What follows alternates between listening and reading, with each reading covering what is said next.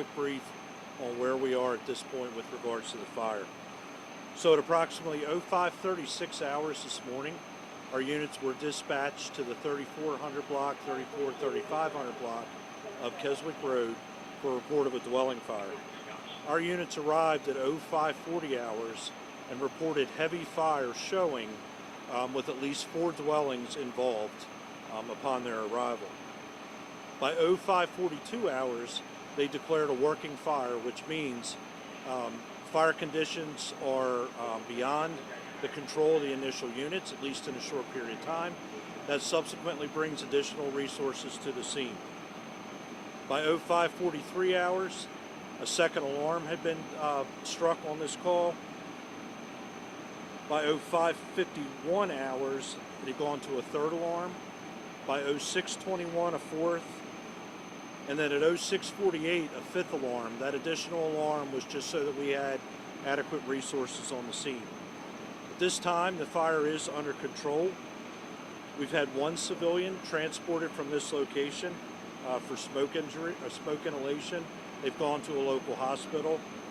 There have been no firefighter injuries. We are, however, in the process of searching the original fire building for what's been reported as 2 occupants that may be missing. At this time, the structural integrity of that building is so much in question that we're having to methodically bring in heavy equipment and slow our searches down because we are concerned about a secondary collapse. There was a collapse of the initial fire building early on, but again, we've got to get in and search the debris. We are being told by family members that 2 occupants are missing. Furthermore, for the investigative part of this, we do have the Maryland State Fire Marshal's Office on scene providing assistance. We also have the Bureau of Alcohol, Tobacco, and Firearms here as well. They're providing assistance. This is going to be a protracted incident, one which you'll see heavy equipment brought in, as well as some forestry resources. We do have a tree that's blocking the front of the house.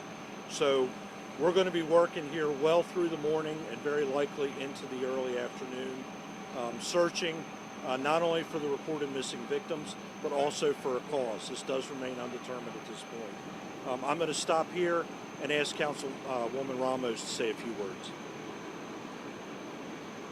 Thank you, Chief Wallace, and thank you to our emergency responders and firefighters who came right away. That was really important.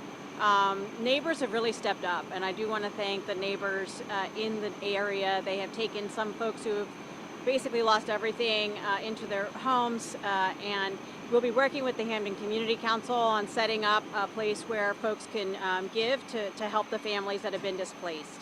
We're just grateful that the fire department did exactly what they were supposed to do, and I'm grateful. So, and obviously grateful to the neighbors for really stepping up to help other neighbors. This is a great tight-knit community and is always looking out for each other. So I'm grateful.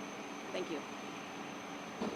We'll take any questions you may have if you have anything. Is there any more information that you can share on the 2 people that are reported missing, names or their age?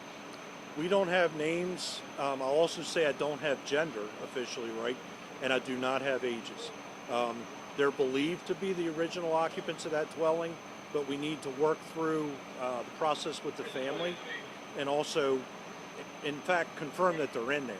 So it's a very slow process for us, given the fact that that building, that original fire building, is unstable. So we're having to work very slowly in there to avoid a secondary collapse. Are there any other concerns on if there's anybody else that's missing or hasn't been accounted for other than those 2 people? No concerns at this time. However, what we will do is we'll now go back and we'll search. We believe we have between somewhere around 8, maybe 10 dwellings involved.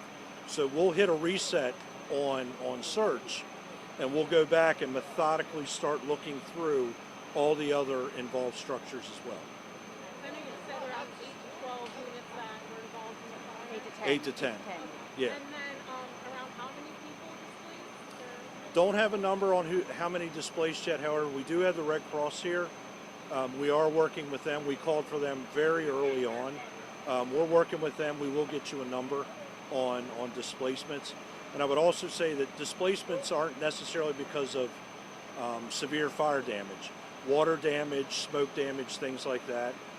We're going to work with everybody in the neighborhood, as the councilwoman said, including the neighborhood associations, to make sure we get everybody taken care of here.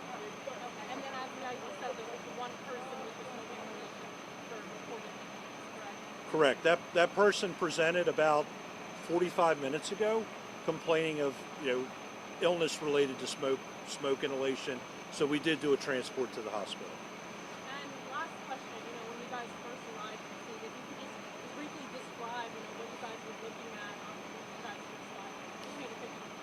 So from what I'm told, when they arrived here, they had a heavy volume of fire, especially on the front side of the dwelling, that involved numerous homes here. Once they got crews around